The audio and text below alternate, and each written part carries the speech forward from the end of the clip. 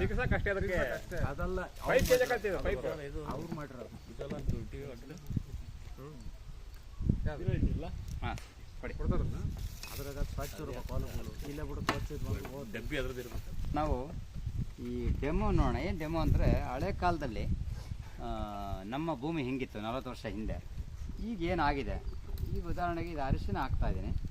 ನಮ್ಮ ಭೂಮಿ ಹೆಂಗೆ ಕಾಪಾಡ್ಕೋಬೇಕು, ಈಗ ಹೆಂಗಿದೆ ನೋಡಿ. ಈಗ ಇದು ಅರಿಶಿನ ಹಾಕಿದ್ದೀನಿ, ಇದು ನ್ಯಾಚುರಲ್. ಈಗ ನ್ಯಾಚುರಲ್ ಇದೆ, ಈ ಭೂಮಿ ನ್ಯಾಚುರಲ್ ಆಯಿತು. ಇದನ್ನು ಭೂಮಿಗೆ ಹೋಲಿಸ್ತಾ ಇದ್ದೀನಿ.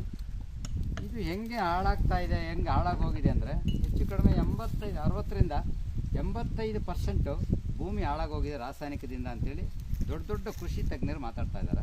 ಅದು ರಿಯಲ್ ಕೂಡ. ಇದು ನಾನು ಸರ್ಫೆಕ್ಸಲ್ಲಿ ಹಾಕ್ತಾಯಿದ್ದೀನಿ. ಈ ರಸಗೊಬ್ಬರ ಹಾಕಿದ್ರೆ ನಾನು ಬೇಗ ರಾಸಾಯನಿಕ ಹಾಕಿದ್ರೆ ಬೇಗ ಕರಗಲ್ಲ ಅದು. ಇದಕ್ಕೆ ನಾನು ಕೆಮಿಕಲ್ ಹಾಕ್ತಾಯಿದ್ದೀನಿ. ಈಗ ನಾವು ಭೂಮಿ ಕೆಮಿಕಲ್ ಹಾಕ್ತಾಯಿದ್ದೀವಿ.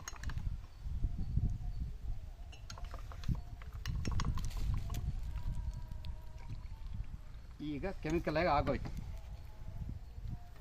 ಇಲ್ಲಿ ಕೆಮಿಕಲ್ ಆಗೋಯ್ತು. ಈಗ ಅರಿಶಿನ ನ್ಯಾಚುರಲ್ ಇದೆಯದು ಹೇಗೆ ಏನಾಗಿದೆ, ಈಗ ಮಣ್ಣೀಗ ರೋಗಗ್ರಸ್ತ ಆಗೋಯ್ತು. ಈ ರೋಗದ ಮಣ್ಣನ್ನು ಇದು ಯಾಕೆ ರೋಗ ಆಗುತ್ತಂದ್ರೆ ನಾವು ಸಿಕ್ಕಾಪಟ್ಟೆ ಕೆಮಿಕಲ್ ಕೊಡ್ತಾ ಕೊಡ್ತಾ ಕೊಡ್ತಾ ಇನ್ನೂ ಚೇಂಜ್ ಆಗ್ತಾ ಹೋಗುತ್ತೆ. ಈಗ ನಾವು ಏನು ಮಾಡ್ತಾಯಿದ್ದೀವಿ,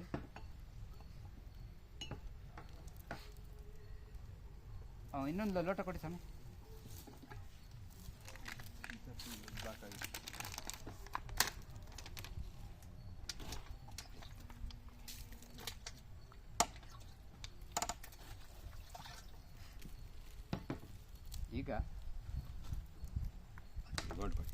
ಈಗ ನಾವು ತಿಂತಾ ಇರುವಂಥ ಪ್ರತಿಯೊಂದು ಆಹಾರ, 1 kg ಯಾವುದೇ ಆಹಾರ ತಿಂದರೂ ಕೂಡ 0.20 ಗ್ರಾಮ್ ಪಾಯ್ಸನ್ ನಮ್ಮ ಬಾಡಿಗೆ ಹೋಗ್ತಾ ಇದೆ.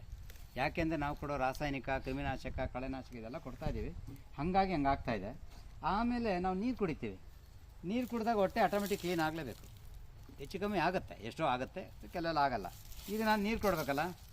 ಈಗ ನಮ್ಮ ಅಡ್ವಾನ್ಸ್ ಟೆಕ್ನಾಲಜಿ, ನಮ್ಮ ಇಸ್ರೇಲು, ಅಮೇರಿಕಾ, ಫ್ರಾನ್ಸು, ಜಪಾನ್ ಮುಂದುವರೆದ ಕೃಷಿ ರಾಷ್ಟ್ರಗಳು ಟೆಕ್ನಾಲಜಿ ಯೂಸ್ ಮಾಡ್ತಾವೆ. ಅಂಥ ಟೆಕ್ನಾಲಜಿನ ಇಲ್ಲಿ ಇದಕ್ಕೆ ಕೊಡ್ತೀನಿ.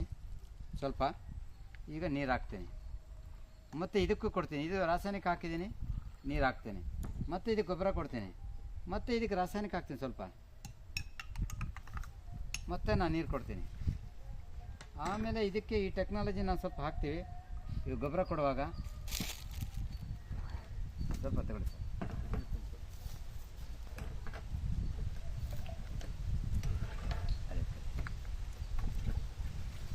ನೋಡಿ, ಇದಕ್ಕೆ ಟೆಕ್ನಾಲಜಿ ಕೊಟ್ಟೆ. ಇದಕ್ಕೆ ನೀರು ಹಾಕ್ತೀನಿ,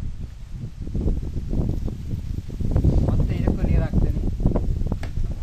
ಮತ್ತು ಗೊಬ್ಬರ ಕೊಡುವಾಗ ಇದನ್ನು ನಾವು ಕೊಡ್ತಾ ಬರ್ತೀವಿ. ನಾವು 1-2 ಸಲ 3 ಸಲ, 3 ವರ್ಷ ಬಳಸಿದ್ರೆ ನಮ್ಮ ಭೂಮಿ ಏನಾಗುತ್ತೆ, ನ್ಯಾಚುರಲಾಗಿ ಬಂದ್ಬಿಡುತ್ತೆ ಈ ರಾಸಾಯನಿಕದಿಂದ. ಇದಕ್ಕೆ ನಾವು ರಾಸಾಯನಿಕ ಮತ್ತೆ ಹಾಕ್ತಾ ಇದ್ದಾಗ ಇದು ಕಲರ್ ಹಿಂಗೆ ಇರುತ್ತೆ. ಇದು ನ್ಯಾಚುರಲ್ ಕಲರ್ಗೆ, ಅಂದರೆ ಭೂಮಿನ ಒಂದು ಒಳ್ಳೆ ನ್ಯಾಚುರಲಾಗಿ ತಗೊಂಬರೋಕ್ಕೆ ಸಾಧ್ಯ ಆಗುತ್ತೆ ಅಂತೇಳಿ. ಅಂದರೆ ಸತತವಾಗಿ ಬಳಸಬೇಕು. ಬಳಸಿದ್ರೆ ಇದು ರೆಡಿ ಆಗುತ್ತೆ. ನೋಡಿ, ಇದು ಇಷ್ಟು ಹಿಂಗೆ ಹಾಕಿರ್ತೀವಲ್ಲ, ಅಲ್ಲಿ ಯಾವುದೇ ಗೊಬ್ಬರ ಸತ್ವ ಇದ್ದರೆ ಸೀದಾ ಭೂಮಿ ಒಳಗೆ ತೊಗೊಂಡೋಗ್ಬಿಡುತ್ತೆ. ಒಂದು ಈಗ ಎರಡನೇದು ನಾಶಕವನ್ನು ಬಳಸಿದ್ದೀವಿ. ಯಾವುದು ಕ್ರಿಮಿನಾಶಕ ಏನಂದರೆ ಆವಾಗ ನಮ್ಮ ಬೇವಿನ ಎಣ್ಣೆ, ಪೋಷಕಾಂಶ, ನಮ್ಮ ಜೀವಾಮೃತ, ಇದನ್ನೆಲ್ಲ ಆವಾಗಲಿಂದ ಬಳಸಿದ್ದೀವಿ. ಈಗ ನಾವು ಸರ್ ಅದರ ಹೆಸರೇನು ಹೇಳ್ತೀನಿ. ಇದು ಆ್ಯಕ್ಟಿವಿಟಿ ಅಂತೇಳಿ ವೆಟರ್ ಸ್ಪ್ರೆಡರ್ ವರ್ಕ್ ಆಗುತ್ತೆ. ಇದನ್ನು ಭೂಮಿಗೆ ಲಿಕ್ವಿಡ್ ಗೊಬ್ಬರಗಳ ಜೊತೆ ಕೊಡೋದಷ್ಟೇ, ವರ್ಕ್ ಜಾಸ್ತಿ ಆಗುತ್ತೆ ಅಂತ. ಈಗ ಇದು ಕೊಡಿ ಫಸ್ಟ್ ನೋಡಿ, ಆಮೇಲೆ ನಿಮಗೆಲ್ಲ ಮಾಹಿತಿ ಕೊಡೋಣ. ನೋಡಿ, ಈಗ ನಾನೇನು ಮಾಡ್ತಾಯಿದ್ದೀನಿ, ಪೋಷಕಾಂಶನ ಸ್ಪ್ರೇ ಮಾಡಬೇಕು. ಎಲೆಗೆ ಪೋಷಕಾಂಶ ಸ್ಪ್ರೇ ಮಾಡಿದ್ದೀನಿ. ಇನ್ನೊಂದು ಕೊಡಿ. ಪೋಷಕಾಂಶ ಮತ್ತು ಉಳಿದ ಔಷಧಿನ ಹೊಡಿತೀನಿ. ಅಂಟತ್ತಾ? ಆದರೆ ಈ ಟೆಕ್ನಾಲಜಿ 1 ಲೀಟ್ರಿಗೆ 1 ml ಇದು ಹಾಕಿದರೆ ಇಮ್ಮಿಡಿಯೇಟಾಗಿ ಅಂಟಿದೆಯಾ, ಇದು ಹಿಂಗೆ ವರ್ಕ್ ಆಗುತ್ತೆ. ಎರಡನೇದು, ತುಂಬ ಎಲೆಗಳಲ್ಲಿ ಶಕ್ತಿ ಇರುತ್ತೆ ನೋಡಿ, ಎಲೆ ಅಂಟಲ್ಲ. ಪೋಷಕಾಂಶ ಹೊಡೆದ್ರು ಅಂಟಲ್ಲ, ಏನಲ್ಲ. ಅದೇ ಇದನ್ನು ಹಿಂಗೆ ಹಾಕಿದಾಗ 100% ಅಂಟತ್ತೆ. ಮತ್ತು ಬರೀ ಅಂಟದಲ್ಲ, ಸ್ಪ್ರೆಡ್ ಆಗೋಂಥದ್ದು. ಇಷ್ಟು ವರ್ಕ್ ಇದು ಮಾಡುತ್ತೆ. ಒಂದು. ಎರಡನೇದು, ಪೌಡ್ರ್ ನನಗೆ ಸಿಕ್ಕಾಪಟ್ಟೆ ಹೊಟ್ಟೆ ನೋವ್ತಾ ಇದೆ ಈಗ, ತುಂಬ ಹೊಟ್ಟೆ ನೋವ್ತಾ ಇದೆ ಅಂದರೆ ಸಮಯ ಹಿಂದೋಗಿ ಎಲ್ಲರೂ ಬರ್ತೀವಿ. ಇನ್ನು ಸಿಕ್ಕಾಪಟ್ಟೆ ಹೊಟ್ಟೆ ನೋವ್ತಾ ಇದೆ, ನನಗೊಂದು ಮಾತ್ರೆ ಕೊಡ್ತೀರಾ, ಫೇಮಸ್ ಡಾಕ್ಟ್ರ್ ಕೊಟ್ಟರು ಮಾತ್ರೆ. ಆ ಮಾತ್ರೆ ತಿಂದರೆ 5 ನಿಮಿಷಕ್ಕೆ ಎಂಥ ಮನುಷ್ಯ ಅಂತ ನಿಜ ಇದ್ದರೆ ಹೋಗ್ಬಿಡ್ತಾರೆ. ಅಂಥ ಮಾತ್ರೆ ಕೊಡ್ತೀರಿ, ನಾನು ತೊಗೊಳ್ತೀನಿ, ನೀರು ನುಂಗ್ತೀನಿ, ಮಾತ್ರೆ ನುಂಗಲ್ಲ, ಹೊಟ್ಟೆನೋ ಹೋಗುತ್ತಾ? ಇವತ್ತು ನಮ್ಮ ರೈತರು ಮಾಡ್ತಾ ಇರುವಂಥ ಕೃಷಿ ಪದ್ಧತಿ ಹೈಯೆಸ್ಟು. ಗೊಬ್ಬರ ಒಳಗೆ ಹೋಗೋಕ್ಕೆ ಈ ಸಗಣಿ ಗೊಬ್ಬರ 1 ವರ್ಷ ಬೇಕು, ಈ ನಿಮ್ಮ ಹಸಿರೆಲೆ ಗೊಬ್ಬರ 2 ವರ್ಷ ಬೇಕು ಒಳಗೆ ಹೋಗ್ಲಿಕ್ಕೆ. ಈಗ ರೋಗ ಇದೆ ಅಂತೇಳಿ ಅದಕ್ಕೆ ಹಸಿರೆಲೆ ಗೊಬ್ಬರ ಕೊಟ್ಟರೆ 1 ವರ್ಷ 2 ವರ್ಷ ಆದರೆ ಅಲ್ಲಿ ಟ್ರೀಟ್ಮೆಂಟ್ ಎಲ್ಲ ಆಗುತ್ತೆ. ಆದರೆ ಈ ಟೆಕ್ನಾಲಜಿನ ಬಳಸ್ಕೊಂಡ್ರೆ ಏನಾಗುತ್ತೆ ಅಂತ ನೋಡೋಣ. ನೋಡಿ, ನಾರ್ಮಲ್ ಗೊಬ್ಬರ ಕೊಡ್ತಾಯಿದ್ದೀನಿ ನಾನೀಗ, ಈ ಪೌಡ್ರು ಇದು ಒಳಗೆ ಹೋಗ್ಬೇಕಲ್ಲ. ಈಗ ಇದು ಇಲ್ಲಿ ಕೊಡ್ತೀನಿ, ಟೆಕ್ನಾಲಜಿ ಕೊಟ್ಟಿದ್ದೀನಿ, ಇದು ಹೆಂಗೆ ವರ್ಕ್ ಆಗುತ್ತೆ ಅಂತ ನೋಡಿ. ಯಾವುದೇ ಔಷಧಿ ಕೊಡಿ, ಏನೇ ಕೊಟ್ಟರು ಕೂಡ ಈ ಟೆಕ್ನಾಲಜಿನ ಬಳಸ್ಕೊಂಡ್ರೆ ಈ ಥರ ಹೋಗುತ್ತೆ. ಇದು ಹೋಗ್ತಾ ಇಲ್ಲ, ಇದು ಇಮ್ಮಿಡಿಯೇಟಾಗಿ ಹೋಗ್ತಾ ಇದೆ. ಈ ಥರ ಕೊಟ್ಟು ಗೊಬ್ಬರ ಒಳಗೆ ಹೋದರೆ ವರ್ಕ್ ಆಗಿಬಿಡುತ್ತೆ. ಕೊಟ್ಟಿದ್ದು ಒಳಗೆ ಹೋಗೋದಕ್ಕೆ ಯೋಚನೆ ಆಗ್ತಾ ಇದೆ, ಡೌಟ್ ಅಂತಂದರೆ ಅಲ್ಲಿ ನಮ್ಮ ಮರಕ್ಕೆ ನೀವು ಏನೇ ಗೊಬ್ಬರ ಕೊಟ್ಟರು ವರ್ಕ್ ಆಗಲ್ಲ. ವರ್ಕ್ ಆಗುತ್ತೆ, ತುಂಬ ಕಷ್ಟ. ಲೇಟ್ ಆಯ್ತು ಅಂದರೆ ನಾವು ಕೊಟ್ಟ ಗೊಬ್ಬರ ಏನಾಗುತ್ತೆ, ಗಿನ್ನಿಸ್ ರೆಕಾರ್ಡ್ ಮಾಡಿದವರು ಸವ್ಯಸಾಚಿ ಅವರು ಹೇಳೋದು, ನಮ್ಮ 85% ಗೊಬ್ಬರ ಸತ್ತೋಗುತ್ತೆ ನಾವು ಮೇಲೆ ಕೊಟ್ಟಿರೋದು ಅಂತೇಳಿ. ಅದಕ್ಕೆ ಲಿಕ್ವಿಡಲ್ಲಿ ಕೊಟ್ಟು ಇದೊಂದು ml ಹಾಕಿ ಕೊಟ್ಟಾಗ ನೀವು ಕೊಟ್ಟ ಗೊಬ್ಬರ ಇಮಿಡಿಯೇಟ್ ಒಳಗೋಗುತ್ತೆ. ನಾವು ಕಡಕ್ ರೊಟ್ಟಿ, ಆರೋಗ್ಯ ಇಲ್ದವನಿಗೆ, ರೋಗ ಇರೋರಿಗೆ ಕಡಕ್ ರೊಟ್ಟಿ ತಿಂದ್ಬಿಟ್ಟು ಮಾತ್ರ ತಿನ್ನು ಅಂದರೆ ಹೆಂಗಿರುತ್ತೆ, ಈ ಹುಷಾರಿಲ್ದವ್ರಿಗೆ ಇದು ಗ್ಲೂಕೋಸ್ ಕೊಟ್ಟರೆ ಹೆಂಗಿರುತ್ತೆ, ಗ್ಲೂಕೋಸ್ ಇಮಿಡಿಯೇಟ್ ಒಳಗೋಗುತ್ತೆ. ನೋಡಿ, ಒಳಗೋಯ್ತು. ನೋಡಿ, ಇಲ್ಲಿ ಇನ್ನೊಂದು ಸಮಸ್ಯೆ ಇದೆ. ನಾವು ಅತಿ ಹೆಚ್ಚು ರಾಸಾಯನಿಕ ಬಳಸ್ತೀವಲ್ಲ, ರಾಸಾಯನಿಕ ಬಳಸಿದ್ರೆ ಏನಾಗುತ್ತೆ, ಭೂಮಿಯಲ್ಲಿ ನೀರು ಕೂಡ ಒಳಗೋಗಲ್ಲ, ನೀರು ಅರ್ಧ ಒಳಗೋಗ್ಬಿಡುತ್ತೆ. ನಾವು ಕೊಡೋ ಗೊಬ್ಬರ ಕೂಡ ಒಳಗೋಗಲ್ಲ. ನೋಡಿ, ಯಾಕೆಂದರೆ ಒಂದು ಬ್ಲಾಕೇಜ್, ಈ ಥರ ಬ್ಲಾಕೇಜ್ ಪದ್ರ ಕಟ್ಟಿಬಿಡುತ್ತೆ. ಈ ಥರ ಕೊಟ್ಟಾಗ 1 ಲಕ್ಷ ರೂಪಾಯಿ ಗೊಬ್ಬರ ಕೊಟ್ಟರು ಒಳಗೋಗಲ್ಲ ಅಂದಾಗ ಗಿಡ ಹೆಂಗೆ ತಗೊಳುತ್ತೆ? ಇನ್ನೊಂದು ಫಂಗಸ್, ವೈರಸ್, ಬ್ಯಾಕ್ಟೀರಿಯಾ ಅಟ್ಯಾಕ್ ಆಗಿರುವಾಗ ನಾವು 1 ಲಕ್ಷ ರೂಪಾಯಿ ಗೊಬ್ಬರ ಕೊಟ್ಟರು ಅದು ರಿಮೂವ್ ಆಗದೆ ಒಳಗೋಗಲ್ಲ, ಅದು ರಿಸೀವ್ ಆಗಲ್ಲ. ಅದಕ್ಕೊಂದು ನಿಮಗೆ ಒಂದು ಮಾಹಿತಿ ಕೊಡ್ತೀನಿ, ತೋರಿಸ್ತೀನಿ. ಇಷ್ಟು ಸಮಸ್ಯೆ ರೈತರಿಗೆ ಇಲ್ಲೇ ಇದರಿಂದ ಸ್ಟಾರ್ಟ್ ಆಗ್ತಾ ಇರೋದು. ಫಂಗಸ್ಸು, ವೈರಸ್ಸು, ಬ್ಯಾಕ್ಟೀರಿಯಾಗಳು ನಮ್ಮ ಅಡಿಕೆ ಮರ, ತೆಂಗಿನ ಮರ ಎಲ್ಲ ಕಡೆ ಇರ್ತವೆ. ಇದು ನಾವು ಉಜಾಲ ಇದ್ರೊಳಗೆ ಹಾಕ್ತೀನಿ.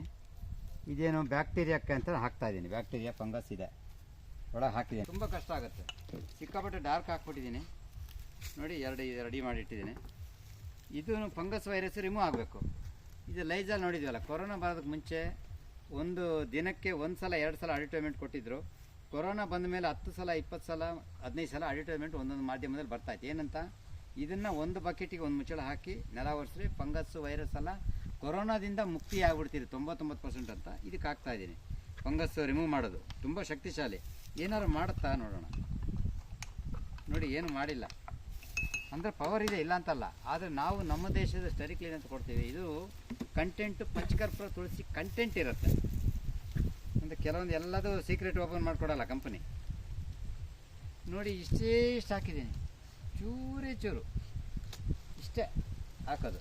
ಇದಕ್ಕೆ ಹಾಕ್ತಾಯಿದ್ದೀನಿ, ನೋಡೋಣ ಇದೇನು ವರ್ಕ್ ಮಾಡುತ್ತೆ. ಮನುಷ್ಯನಿಗೆ ತುಳಸಿ 300 ಕಾಯಿಲೆಗೆ ರಾಮಬಾಣ ತುಳಸಿ. ಈ ಗಿಡಕ್ಕೆ ಏನು ಮಾಡುತ್ತೆ, ಇದು ನಮ್ಮ ವಿಡಿಯೋದಲ್ಲಿ ನೋಡಿರೋ ಅದ್ಭುತಗಳನ್ನು ಇದೆ. ಇದು ಕಂಪ್ಲೀಟ್ ಕ್ಲಿಯರ್ ಆಗೋಯ್ತು. ಸ್ಮೆಲ್ ನೋಡಿ, ಇದು ಮನುಷ್ಯರಿಗೆ ಯಾವುದೇ ಥರ ಪ್ರಾಬ್ಲಮ್ ಆಗಲ್ಲ ಇದರಿಂದ.